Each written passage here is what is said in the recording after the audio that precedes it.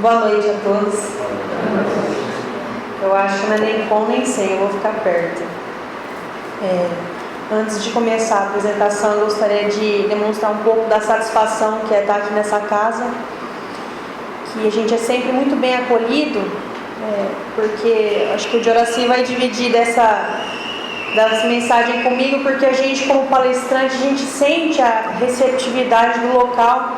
Vocês têm massa, uma boa vontade muito grande, isso contagia a gente, deixa a gente bem satisfeito com o trabalho. Porque muita casa, às vezes, a pessoa tem um semblante sisudo, sim, acha que espírito tem que ser sério, né? E na verdade Jesus é alegria, né? A mensagem do Evangelho, ela é uma mensagem leve. Por falar em leve, vou falar de um assunto hoje que aparentemente nos parece pesado, mas ele deve ser leve. Hoje eu vou falar de morte. Usualmente, como espíritas, a gente fala o desencarne, mas no cotidiano a gente sabe que é muito mais usado morte, e ela vem com esse peso. Então, quanto mais a gente fala desse assunto, seria melhor, porque isso é inevitável para todos, né? Inevitável. Todos nós vamos fazer essa passagem. Então, vou colocar o tema aqui na lousa.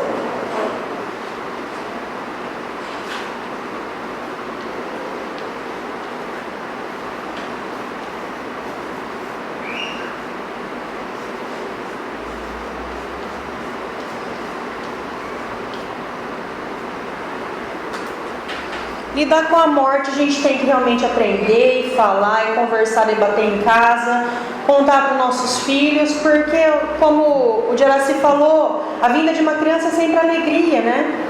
O nascimento, a gente não precisa nem estudar o que fazer com isso, porque é sempre um presente. Mas quando chega o desencarne, vocês já devem ter passado por essa situação. Muitas pessoas que não conhecem a doutrina espírita, nunca se interessaram pelo Evangelho, pela palavra de Kardec, elas nos procuram. Porque o espírita, ele tem aquela noção maior do que a maioria de vida após a morte. Então a gente é bastante procurado. Em momento até triste, pesado, como o velório, como o suicídio, como a gente anda ouvindo falar. E a gente precisa, como bons espíritas, não só lutar com a nossa reforma íntima diária, como também ter informações, ou pelo menos a boa vontade de ajudar um irmão nessa hora difícil. E aí quando a gente chega em um velório, nós com essa bagagem toda de saber de vida após a morte, a gente tem muita frase decorada que serve de auxílio sim na dor das pessoas, que é aquela calma, né? A pessoa está fazendo só uma passagem, ou calma, a vida é eterna, a gente vai se encontrar, vamos orar. Mas será que no momento que a morte nos visita, a gente vai ter realmente essa calma? A gente vai ter realmente esse discurso que a gente falou a vida inteira? A gente abraça as pessoas e fala meu pêsame, mas o que significa isso? Como que é lidar com a morte sendo espírita, tendo conhecimento em mãos? Porque uma coisa é a gente ir preparar um bolo com a receita na mão, né? A outra é a gente fazer de qualquer jeito. Então, quanto mais a gente souber disso, melhor. A gente vai realmente fazer essa passagem. Então, a gente tem que ter essas receitinhas na mão. E hoje, a gente vai falar um pouco, então, sobre quando a morte nos visita e quando ela visita um ente querido nosso. Porque está todo mundo vivo aqui, porque eu não sou médium, eu não enxergo, mas todos nós vamos passar por isso. Eu só não sei a quantidade de pessoa aqui que já passou um desafeto, um afeto querido embora. Muitos daqui já passaram por isso, né? Só que tem aqueles que ainda não passaram. Ou quando a gente pensa que a gente perdeu alguém querido, um tio, a gente vê pessoas perdendo filho, crianças. E se um dia isso visitar a nossa porta? Como a gente vai lidar com isso?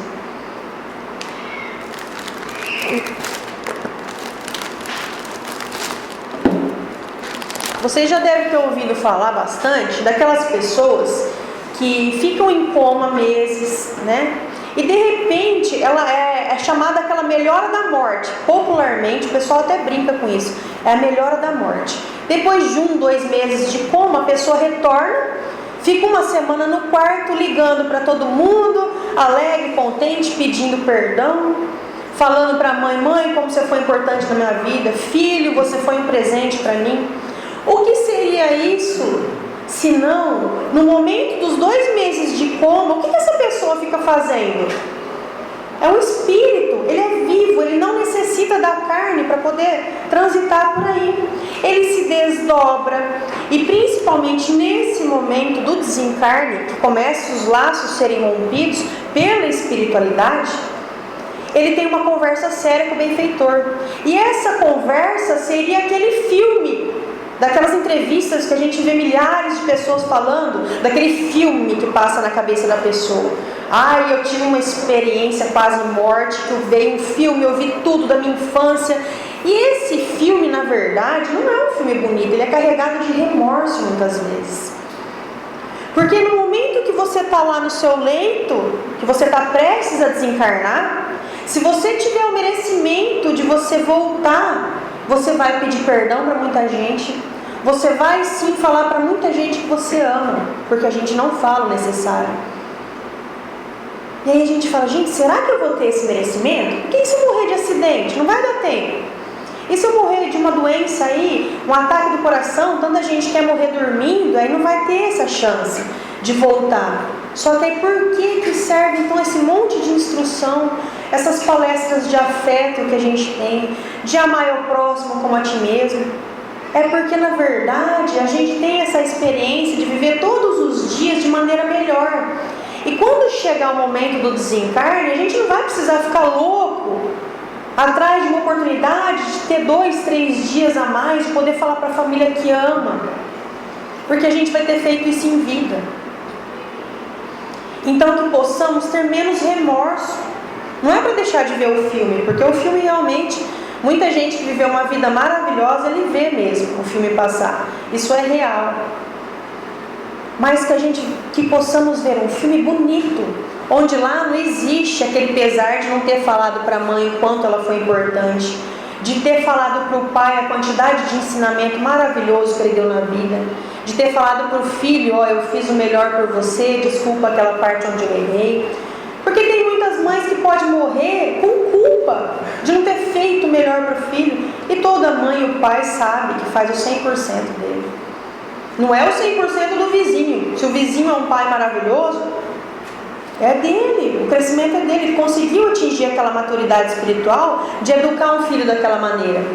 Mas o nosso 100%, eu duvido que algum pai e mãe educa algum filho errando. Tão sério é essa culpa que eles carregam. Lá em Rio Preto, eu não sei se aqui em Polônia tem, chama-se Amor Exigente. É um grupo de estudo que eles socorrem famílias que os filhos começam a se envolver em drogas, viram dependentes químicos, e quem que eles vão tratar? Não é esse filho, eles tratam os pais, porque os pais vêm carregados de culpa, onde foi que eu errei, eu mimei demais, eu deixei sair muito cedo, eu deixei namorar muito cedo, e não é nada disso, a gente faz o nosso melhor. Então nesse momento do desencarne, quando a gente está lá com os nossos laços se rompendo, existe alguns laços que somos nós que vamos facilitar a espiritualidade no desligamento. Por exemplo, aqui está o indivíduo no leito de morte, está lá 1 mês em coma. Nesse momento de 1 mês em coma, se já chegou a hora dele, a espiritualidade está tratando de desligar ele. Então existem vários fios que nos conectam aqui na vida. E aí nesse momento você está aqui, ó, do lado. Então a espiritualidade vai desligando. Só que existem ainda alguns laços que nós podemos continuar ali presos. Quanta gente a gente não vê sofrendo no leito de morte, já tinha passado da hora de morrer. Existem casos da pessoa estar preocupada com alguma dívida.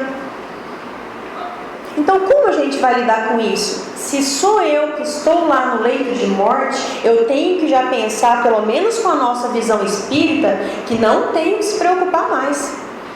Você não vai levar nada, você vai levar só as suas obras, tudo que você fez, não dá tempo de fazer mais nada. Agora é relaxar e deixar a espiritualidade trabalhar, porque senão fica muito complicado. Sabe que naqueles cursos que a gente faz para renovar a carteira de habilitação, um dia veio uma patente alta dos bombeiros contar pra gente que no momento de um acidente, que está uma esposa e um marido, e aí a esposa está mais acidentada, o marido entra em pânico. Nossa, socorro, me ajuda.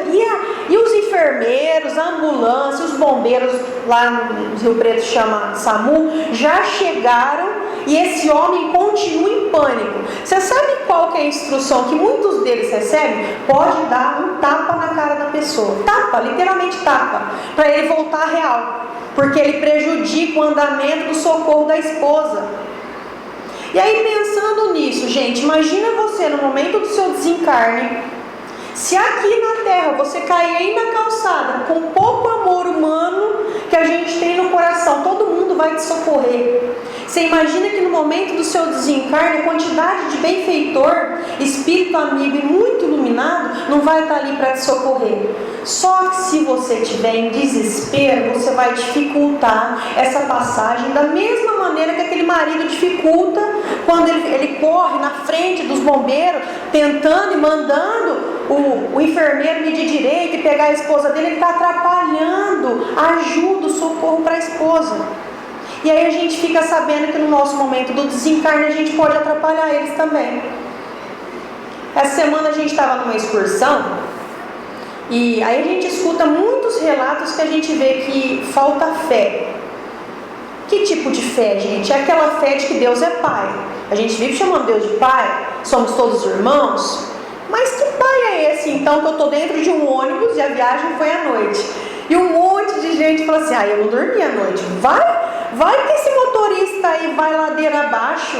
E gente, o que você vai fazer se o motorista perder o controle? Não dormiram 12 horas de viagem porque ficaram acordados ali. Deus me livre, se o ônibus quebrar, eu tenho que ficar acordado. Eu fiquei prestando atenção na viagem. Olha só, imagina o trabalheiro que essa pessoa vai dar no momento do desencarne dela. Eles vão ter que sedar o perispírito. Tem que ir lá com uma injeção mata-leão lá para a pessoa sair do tumulto. Então a gente tem informação suficiente de que tem que manter a calma. Tudo que a gente vai fazer tem que fazer hoje, tem que fazer no agora, tem que fazer enquanto está respirando, andando, conversando. Não adianta fazer nada no momento do seu desencarne. Você pode desesperar tanto que você vai sair correndo e vai apavorar seus familiares. Porque a gente tem o nosso livre-arbítrio. Vai ter um guarda-roupa de um ser iluminado do nosso lado, que é o nosso benfeitor. Mas ele não vai te segurar se você quiser ir lá na sua família. E aí, que jeito que você vai na sua família? Desesperado para falar tchau. E aí a sua família já está sabendo que você está em coma. E você vai desesperado falar tchau. Todo mundo lá começa a chorar. Porque sente a energia do seu desespero. O que você está fazendo com isso? Você está fazendo você sofrer mais, demorar mais esse laço aqui de ser rompido e os seus familiares sofrer. Por quê? Por falta de entendimento e falta de equilíbrio. Porque o entendimento está aqui, quer ver?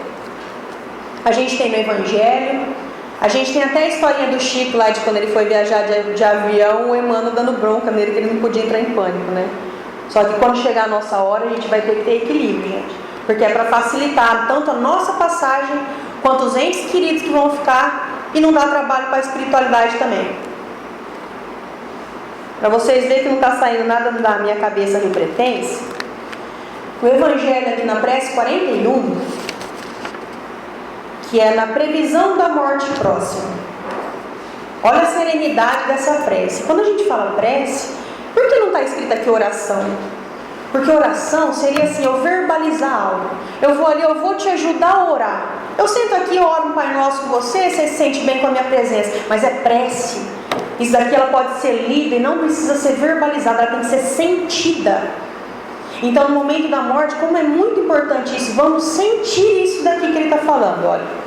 Vamos parágrafo por parágrafo aqui. Meu Deus, eu creio em vós e na vossa bondade infinita.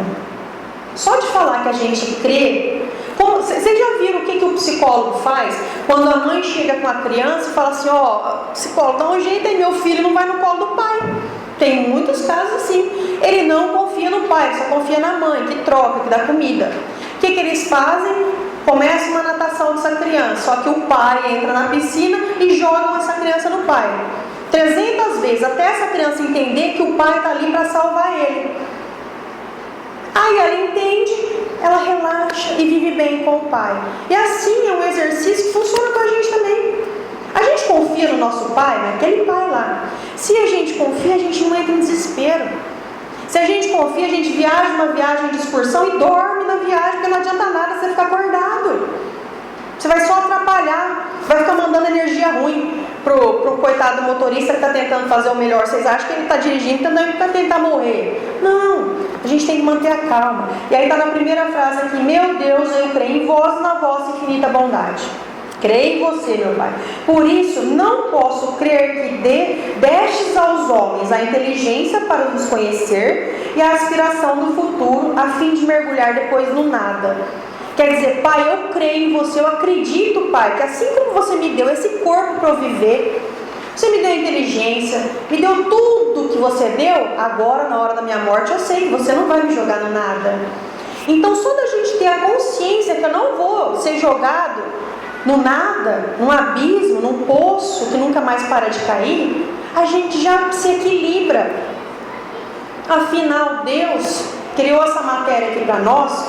Alguns acreditam aqui na Terra ser escola, outros acreditam ser aqui um albergue, outros acreditam ser um spa. Cada um está tendo uma visão de terra. Mas olha que lugar maravilhoso. E a gente sabe que aqui não é o nosso lar. Por que aqui não é nosso lar? Porque a gente tem a vida eterna, que é só uma passagem. Realmente aqui é uma escola. E aí quando a gente tem o relato de André Luiz, que veio e colocou o título do principal livro para ele, de relatos da espiritualidade, ele colocou Nosso Lar. Ninguém aqui duvida do médium Chico Xavier, que foi o médium que ele mais conseguiu trazer a verdade dos espíritos para nós, sem interferência nenhuma da mente dele. Nosso Lar. Não é à toa o nome desse, gente? É porque é lá a nossa vida. Nosso lar. Então não vamos ser jogados para o nada. Aqui foi a passagem. O medo nosso é de encarnar. Nós espíritos sofremos muito. A gente fala muito tchau e adeus lá. Agora, na hora da passagem, a gente tem que manter a calma. Olha o segundo parágrafo. Creio que meu corpo não é senão o envoltório perecível da minha alma. Quer dizer, envoltório perecível, isso estraga. Isso estraga como aquela mensagem de Emmanuel: tudo que os meus olhos tocam, tudo que os olhos de vocês, irmãos da humanidade, enxergam, vai morrer. Nada aqui, até essa construção linda desse centro vai fazer aniversário, mas volta daqui 500 anos e vê se você reconhece dessa maneira. Não, vai estar modificado, tudo modifica. Então por que a gente vai dar valor nessa carne? Tem relatos do menino Gabriel, que ele fez uma psicografia pelo Newton, né? E muito bacana que ele fala que no momento que ele estava aqui, do lado da cama, ele começou a olhar o corpo e começou a cair a vibração dele, pensar assim: nossa, tão jovem eu, tantos planos eu tinha, e o meu pai, nossa, baixou a vibração, ele grudou no estado de coma de automático. Na hora que ele grudou, ele começou: o que está acontecendo comigo? Eu não consigo mexer, está coçando a minha perna, está doendo ali. Ele baixou tanta a vibração dele que ele grudou no ser em coma. Olha como a gente dificulta. E é por isso que vem. O que é um evangelho, gente? Isso aqui é um manual de como a gente saber viver, e tem até no final como a gente saber morrer. Tudo para facilitar a nossa vida. Nada daqui do evangelho a gente fala assim: depois que eu virei espírita complicou, hein? Complicou se você quiser ainda continuar lutando com a visão do mundo, com aquele velho homem lá dentro. Porque se você quiser se reformar, a cada vez que você consegue lutar contra uma mazela tua interna, nada mais dói, começa a doer menos. E assim é a morte. Depois que a gente entende a morte e começa a ver ela como uma viagem, uma passagem, no qual aqui está a missão cumprida, independente se você tem 20 anos, 30, 40, 50, missão cumprida, fez o que podia. Se tiver o merecimento de voltar e ficar lá pedindo perdão 5 dias no hospital, vai ser bom, mas a maioria não tem. Então vamos fazer por merecer agora. Terceiro parágrafo. Deus Todo-Poderoso, sinto-se partir os laços que unem minha alma ao meu corpo. Desses laços aqui. A gente sente Como a gente sente isso? Vocês nunca ouviram falar a pessoa que começa a ver os parentes mortos? Né? Você entra no hospital e fala, eu vi a tia. Que tia aquela? Tia, 10 anos atrás ela faleceu. O que é isso, gente? Já foi um laço da visão humana nossa que não transcende. A gente só vê a parede, a gente vê a lousa, a gente vê só os encarnados. Cortou o laço, você começa a enxergar o outro pé lá. Assim como as criancinhas de 0 a 4 anos, 0 a 5, enxergam amiguinhos imaginários, porque ela tem o pezinho lá. O laço dela ainda não está fixo. Depois que a gente tem esse envoltório totalmente formado, a gente não enxerga mais. Só que na hora que você está desencarnando, começa a cortar os seus laços lá, ó. Laços que unem minha alma ao meu corpo, e logo vou ter de prestar contas do emprego da vida que deixo. O que é prestar conta então? Está cortando todos os meus laços? Esse monte de perfume importado que eu usei, essas joias, essa roupa bonita que eu sempre quis andar na moda, o meu carro, não vai ficar nada disso. Você vai chegar lá na pior nudez que existe, aquela que você não tem máscara, que aquela invejinha que você escondeu a vida inteira vai aparecer. Aquela traição que você fez lá 20 anos atrás vai aparecer. O tanto que você tratou ruim uma pessoa no qual você poderia ter tratado melhor vai aparecer. E é dessa imagem que a gente tem que cuidar. Porque a gente vai chegar lá com uma mão na frente e outra atrás disso aqui, ó, de matéria. O que ficou para nós é a quantidade de amor que a gente levou no coração. Não é a quantidade de gente que está chorando no seu velório. Que isso é um equívoco muito grande. Conheço muitas pessoas que falam assim, ai que triste. Não tinha ninguém no velório do fulano, ninguém gostava dele. Mas e se aquele ser lá dentro do caixão amou a cidade inteira? Ele está no lucro, hein? Não importa se as pessoas não te amam, não importa o quanto você amou. E é esse o nosso termômetro lá na porta do céu. Quarto parágrafo. Vou suportar as consequências do bem e do mal que fiz. Ah lá, vou suportar. Lá não há mais ilusão, nem mais subterfúgio. Quer dizer, lá não tem desvio, não tem para onde eu correr. Todo o meu passado vai se desenrolar diante de mim e serei julgado segundo as minhas obras. Não levarei nada dos bens da terra. Gente, isso é tão simples, nada dos bens da terra. A gente pode começar a fazer esse exercício agora. Não vou levar nada dos bens da terra. Eu conheço gente que está casada há 20 anos que tem um jogo de porcelana guardado dentro do guarda-roupa lá, para esperar o Papa vir tomar chá na casa dela. Fala assim, isso não é um apego besta.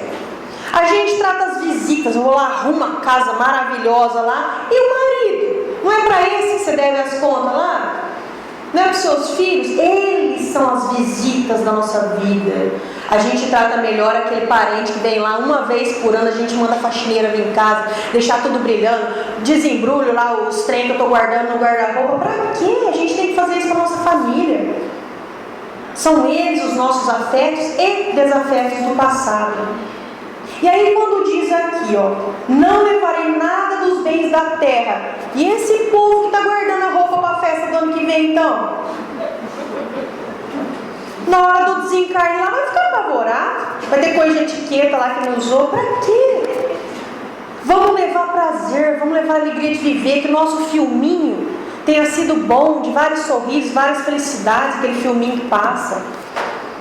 Não adianta nada a gente ficar guardando isso para sei lá onde, sei lá quem. Não levarei nada dos bens da terra. Não emprestem. Ah, aquilo lá, a minha irmã pega, devolve tudo estragado. Aí você está trocando a sua peça de roupa pelo amor da sua irmã. E você desencarna amanhã?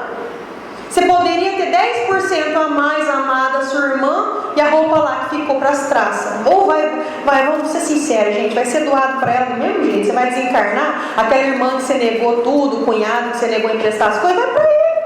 É o número lá. A gente podia ter amado mais. Chico Xavier disse que o arrependimento da vida dele era ter querido amar mais e escrito menos. E nós então, que nem escreve nem ama? Que filme é esse que vai passar na nossa vida no momento do desencarne? Enquanto é falado, então, que eu não vou levar nada, vai ser um desligamento assim, ó, abrupto. Sabe que eu amamentava minha filha e todo mundo falava assim, ó, você já começa a se preparar, porque quando você parar de amamentar, você sofre mais a mãe do que a criança. E aí eu falei, gente, tem tanta gente dando esse conselho que eu vou começar a fazer o processo já devagarzinho, né? Comprei o tal do pó de zebra, não sei se vocês conhecem, é um tem amargo. Eu falei, vou começar a fazer o exercício. Passei lá na amamentação, minha filha pôs a boca e falou, não quero. Criancinha, sabia falar não quero e quero. Não, filha, pode mamar, mamãe lava. Não. Ai, aquilo me doeu, gente, porque foi assim, ó, pá. Eu tentei fazer gradual, mas foi de uma vez. Se agora a morte, a gente pode se preparar gradualmente para ela. Tá preocupado que você vai deixar alguém que te ama muito, vai deixar desamparado? Começa a conversar. Começa a falar pro seu filho, filho, a mamãe vai morrer um dia. Olha que difícil. Primeira dessas conversas vai doer. Não quero falar disso não. Conta uma história, não quero falar. Marido, eu vou morrer um dia, viu? Ele vai dar graças a Deus, né? Esposa, eu vou morrer. Todos que são dependentes seus, que vão te fazer sofrer no leito de morte, vai lá e avisa, ó, eu vou desencarnar. Fala morrer mesmo, porque na hora do velório lá vai ser essa palavra que vai pesar. Vou morrer, mas a gente vai estar te esperando. A vida é eterna, a vida é linda. Eu não vou virar anjo, tá? Como a gente fala, mamãe vai virar anjo teu. Eu vou nada, não tem asa não. A mamãe vai estar sempre ao seu lado. Ora, conversa comigo. E aí a gente vai preparando aquele momento doloroso que a gente vai passar em coma lá, ó. Gente, eu não falei nada sobre morte pro meu filho. Tem uma amiga minha, não sei se vocês conhecem o Irmão Urso, um filme da Disney, Rei Leão, no qual a mãe Bambi, a mãe morre, a mãe do Bambi, vários filmes. Ela não deixa a filha dela assistir porque ela acha pesado. E se um dia essa menina perde o pai ou a mãe? Isso são filmes pela espiritualidade. A espiritualidade inspirou as pessoas a fazer isso, porque ela ensina a criança a lidar com morte. Porque morte está aí, gente, é a única certeza que a gente tem.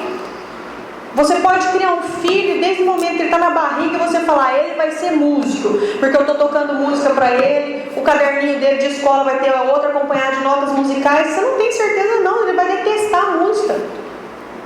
Mas a morte, a gente tem que dar essa certeza, tanto para quem convive com a gente, como na nossa mente, para ficar mais fácil, para ter menos sofrimento. Você viu aquelas mães que falam assim para a criança, ó, você vai tomar injeção, mas não vai doer não, meu filho. Ó, picadinha assim, ó, que picadinha, gente, arde pra caramba. Fala pra criança, ó, filho, seguinte, injeção desse tamanho assim, ó, quer chorar, chora, não tem problema chorar. Que a gente manda a criança parar de chorar porque a gente é egoísta, a gente não quer sentir dor. Para de chorar, não chora porque dói em mim. Você não está preocupado com a criança? Fala, chora assim, filho. Chora, mas não vai adiantar nada, porque a enfermeira não vai parar de aplicar a injeção. Pode chorar, minha filha, pra vocês terem ideia, ela não chora. Porque no primeiro dia eu falei, dói, nossa, dói assim, ó. Quando eu era criança eu chorava, quer chorar, chora, mas não adianta. Não para de doer. Pronto, fica assim, fala a verdade.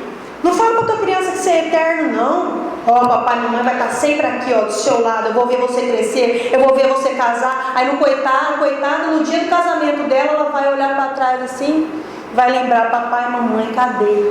Por que a gente faz isso com quem a gente ama? Não faz promessa no qual não está nas nossas mãos cumprir. Vamos fazer coisa que está nas nossas mãos. Vamos educar as crianças para a morte. É triste, parece triste, mas não é real. Agora, vamos falar então, quando chega a hora de um afeto nosso partir. Como a gente age? Como a gente lida com isso? Tem várias histórias, no qual uma delas, um enfermeiro amigo meu que contou que ele viu um homem que na cabeça dele ele falou assim, ele já tinha desencarnado. Ele estava ali mexendo só o olho, os médicos vinham e falavam, eu não sei como esse homem está vivo. E aí os familiares entravam e falavam assim, ô pai, eu não sei o que vai ser na minha vida sem o senhor, pai, a gente está fazendo uma corrente de oração, já tinha os órgãos do homem parado, como que você vai fazer uma corrente de oração? Esperança falsa é pecado, não pode ter isso na nossa vida, gente. Aí as pessoas fazem uma corrente de oração, mas você não acredita em milagre? Eu falei assim, mas vamos lidar com uma esperança real? Ia lá no leito da pessoa e falava assim, não, pai, a gente não vai ficar sem o senhor, aquele churrasco de família não vai ser mais o mesmo sem o senhor. Olha o sofrimento que você causa para a pessoa que está deitada ali sem poder se mexer, sem poder fazer nada com a força vital dela, porque já foi cortado os laços. Esse enfermeiro um dia chegou no senhor, nesse senhor que ele viu esse corre-corre todo, e falou assim, ó, o senhor pode estar me escutando ou não, mas eu estou vendo aqui os seus familiares entrar E eu vou falar uma coisa: pessoal educado, bem vestido, o senhor deve ter sido um pai excelente. E o senhor pode partir em paz, viu? Porque eles estão tudo bem ali de situação, eles estão encaminhados, porque eles falam muito em Deus, o senhor deve ter encaminhado ele em alguma religião. O homem desencarnou daqui 2 horas, gente. O enfermeiro tirou todo aquele peso que a família ia lá e levava para ele. Conheço uma amiga minha espírita que ficou 2 anos em depressão, porque a mãe dela de 81 anos faleceu. 2 anos, 81 anos, morreu dormindo, uma morte maravilhosa. Tinha acontecido uma coisa bonita na família antes, um aniversário, uma coisa assim. No outro dia acordou, no outro dia dormiu na cadeira e acordou no plano espiritual. Só que para a filha, 2 anos de depressão. Que entendimento é esse que nos leva a ter esse sofrimento? Que aí fala assim, gente, mas esse sofrimento aí que você está falando, Estela, a gente tem que ser máquina, então. Isso não é ser humano. Temos que sofrer a dor da saudade. E como é a dor da saudade? É aquela dor que a gente é confortado sabendo que aconteceu o que foi para acontecer, aconteceu o melhor. Deus ampara tanto a minha família quanto a pessoa, quanto o nosso ser querido que desencarnou. Só que eu não fico gritando para Deus porque comigo, porque aquele ladrão, aquele vizinho lá não desencarna, tem que ser o meu filho, tem que ser o meu marido. Esse inconformismo faz a pessoa sofrer. Tem um amigo nosso que desencarnou com 20 e poucos anos de idade num acidente de moto. Ele bateu no poste. E o pai dele, eles não eram espíritas, o que dificulta mais a compreensão dos pais ainda. E o pai dele, todos os dias praticamente, ia bater no poste, esmurrar o poste, xingar Deus. Esse coitado desse moço precisou de pedir uma autorização de psicografia, que no caso não deve ter sido ele, deve ter sido o benfeitor, porque ele estava se recuperando já fazia mais de ano. Mas o pai, com esse processo todo de dor e revolta contra Deus, fazia o filho sofrer. Tamanho sofrimento que a ferida dele sangrava toda vez que o pai batia no poste. Ele teve que mandar uma carta psicografada. A família desde então se tornaram espíritas. Esse pai já desencarnou também. Passaram a acreditar, porque haviam relatos na carta no qual só ele sabia, falando: pede para o pai, por favor, falar que tinha chegado a minha hora, que eu não estou sofrendo.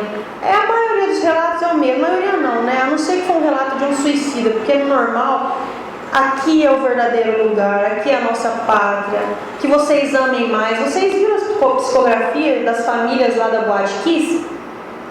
Todos os meninos voltaram pedindo para as famílias: amem o quanto vocês puderem, porque é isso que vai fazer a diferença aqui.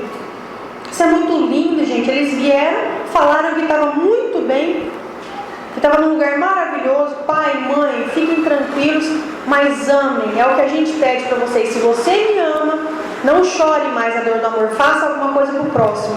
Foi o conselho dos meninos da Boate Kiss, unânime, de 1 a 30 das famílias que vieram. Todos eles dando a mesma mensagem. E aí a gente pensa assim, existia o nosso afeto está lá, no leito de morte, o que a gente pode fazer por ele?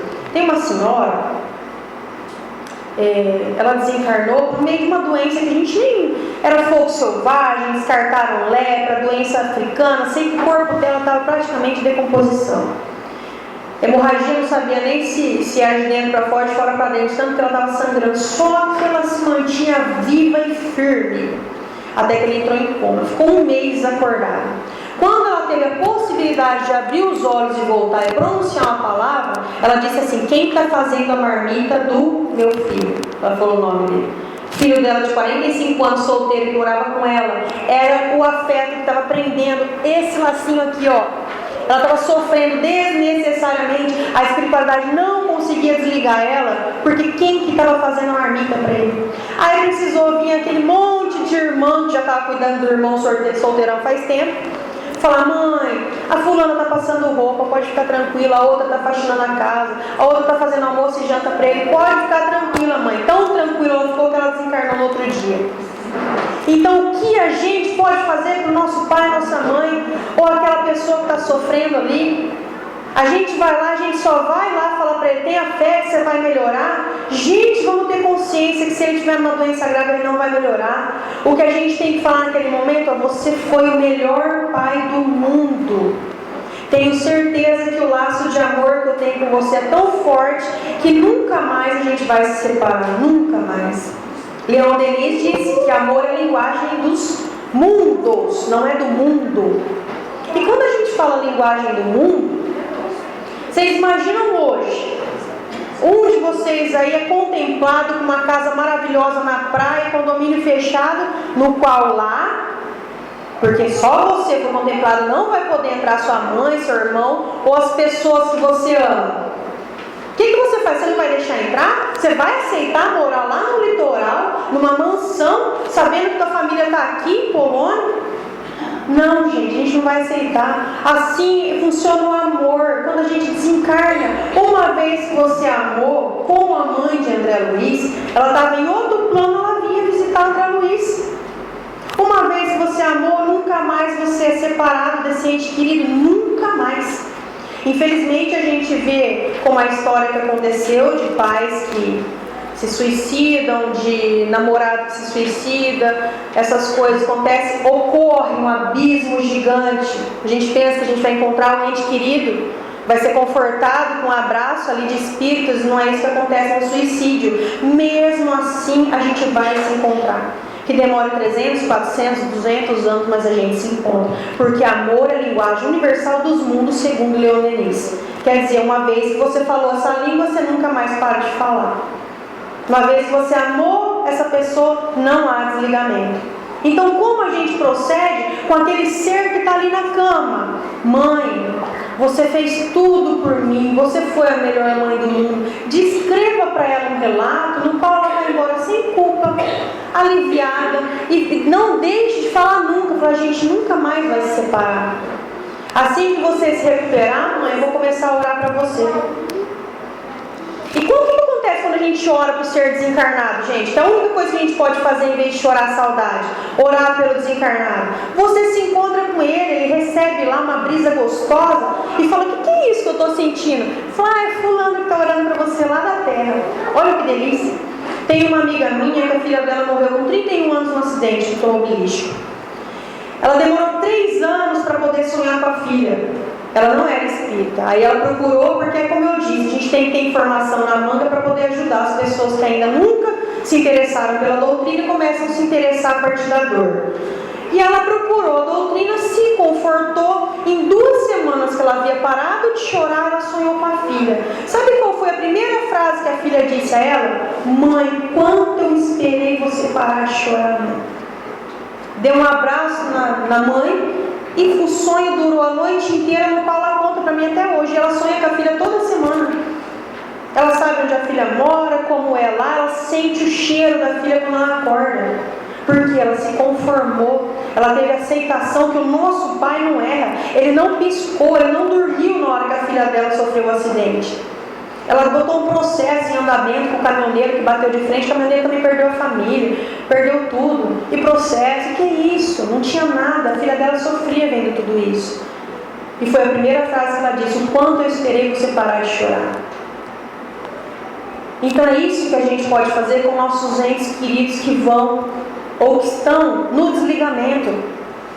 Vai lá e dá um conforto, mesmo que não for a hora. Fala: você está falando para mandar meu pai embora? Aí não é a hora do seu pai, então. Aí você foi lá e falou que ele foi o melhor pai do mundo, que se fosse a hora dele partir, que ele fosse em paz. Essas palavras vão ser jogadas fora se ele voltar a viver mais 10 anos aí? Nunca. Nunca. Só vai fortalecer o seu laço. Só que se ele estiver no momento do desencarne, vai ser muito importante para ele. Vai ser muito importante a gente aliviar do peito de uma pessoa um perdão. Falou: pai, nunca você fez nada para mim que me magoou. E de repente o pai acha que ele fez. De repente, quando o pai foi emprestar um dinheiro, foi emprestar 10 mil e só tinha 5, carregou esses outros 5 na mente. Ai, eu podia ter emprestado 10, nunca emprestei, nunca revelou isso para ninguém. Mas dentro do peito está lá, ó. E no momento do desencarne, esses pequenininhos perdão que a gente deixou de fazer, essas pequenininhas culpas que a gente carrega dia a dia, fica desse tamanho lá. E aí o seu filho, o seu irmão, o seu cunhado, o seu tio vai lá e livra você disso. Fala, nunca você fez nada que me desagradou. Essa palavra nunca é muito forte. Vai aliviar, vai tirar os tijolos dele e vai ajudar, o momento do desencarne. Vai sem dor.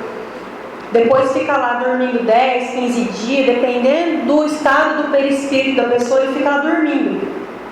É um momento que precisa também das pessoas aqui da Terra se equilibrarem, baixar a poeira, porque ele precisa depois, a única coisa que a gente faz pelo desencarnado, em vez de ficar pedindo conselho, tem muita gente que a vovó morre e fala, ô vó, me ajuda aqui, vó, tô sem emprego, coitada.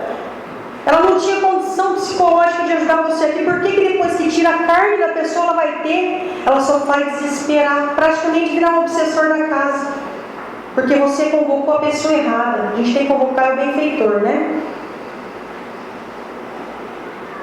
Então, quando a gente for chorar pela pessoa que a gente perdeu, na verdade a gente tem que fazer a oração. A gente tem que trocar essas moedas aí. Vocês sabem que o respeito que a gente tem que ter também é muito grande, gente, porque pode ter na nossa vida não acontecido algum trauma. Por exemplo, o que aconteceu lá em Ibirá. Quem é a gente para falar que aquele povo é egoísta, é louco e se matar? É desespero. Você já passou por um desespero desse para você julgar? Segundo Chico Xavier, desde o momento que você nunca passou, não julgue. Porque pode acontecer com você e você vai lidar de maneira às vezes muito pior. A gente não pode julgar. Então, antigamente existia uma crença. De onde veio o luto? De onde veio as pessoas se vestirem de preto? Morria minha mãe, meu marido, meu filho, eu estava sentindo dor. Nesse momento, as pessoas da época das crenças antigas amarravam no pulso, ou no calcanhar, ou um chapéu preto, para que todos, quando vissem ela, respeitassem. Aí depois começou a virar moda, as pessoas vão em velório vestido de preto, mas é esse o sentido. É esse o sentido de quando a gente vai num velório, é respeito. Já escutei gente pronunciar muitas vezes, o bom de velório é que a gente encontra aqueles parentes e começa a piadinha do lado do caixão. Sabe por que a gente faz isso? Porque não é com a gente. Porque quando for com a gente tem vontade de tocar todo mundo dali, porque não estão respeitando a sua dor. E não é a dor do desequilíbrio, é a dor do rompimento. É uma pessoa que vai viajar, você não sabe quanto tempo você vai demorar para ver. Aquele momento é para ser respeitado. Então, se não aconteceu com a gente ainda, a gente não perdeu um afeto, que a gente tem esse respeito dos antigos que hoje se perdeu. A pessoa, ela decidia quando ela iria parar de usar as fitinhas pretas no pulso, para as pessoas poderem rir ao redor dela e tratar ela naturalmente, porque ela estava doendo muito. Minha mãe morreu, eu estou usando aqui, me respeita, por favor. Não estou com vontade de saber piada, não estou com vontade de saber novela do Manuel Carlos. Estou na minha, estou quietinha. Antigamente existia esse respeito, que nós possamos ter isso em mente. Não julgar família nenhuma, não julgar nunca. Principalmente quando se trata de morte, de desencarne. E quando a gente ficar sabendo que a gente não só não julgue, mas como a gente respeita. Piadinha nunca, gente, piadinha em velório. Começa a falar palavras que eu nem conhecia o desencarnado direito, eu vou lá e falo, uma pessoa tão boa, guarda as palavras desnecessárias para você. Um abraço vale muito mais que 1000 palavras. Não é porque a gente é espírita que a gente tem todas as respostas na boca. Conheço pessoas que vai lá, uma bala perdida no menino e fala assim, na outra, que é espírita tem resposta, né? Na outra ele deve ter atirado na cabeça de alguém. Que isso? Quem sabe disso? Até parece que Deus faz a gente pagar dessa maneira, com a mesma moeda. Então a gente tem que ter esses instrumentos de ajuda, de como lidar com a morte. Porque é difícil. É difícil quando acontece na nossa família e é difícil quando acontece ali no vizinho. Então, como eu, espírita, que me digo espírita, que assisto palestras, que sigo Jesus, vou lidar com a dor do amigo, vou lidar com a dor do vizinho. Vou lidar com uma dor que, na verdade, no fundo do coração, eu não estou sentindo. Na minha mente está assim, só lamento. Mas se você lamenta, haja com sabedoria. Não fala nada, não. Dá um abraço na pessoa. Se você der um abraço com muito amor, com vontade de ajudar com aquele abraço, às vezes o benfeitor da pessoa usa essa boa vontade tua e coloca palavras na sua boca no qual vai ajudar esse cidadão. Mas não vai lá de palhaço falar coisa que não deve, não.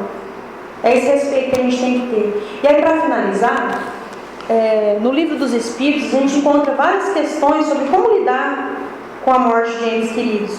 Mas uma é muito interessante, que deixa claro para a gente que a gente não pode entrar em desespero. Não pode, não é eu que estou falando, não é outro palestrante, está aqui, ó. Questão 936. Como as dores inconsoláveis dos sobreviventes afetam os espíritos a que se dirigem? Vamos traduzir aqui. Como as dores inconsoláveis dos sobreviventes. Que dor inconsolável é essa? As pessoas que não desencarnaram, são os familiares que ficaram aqui. Como afeta o que foi? Como?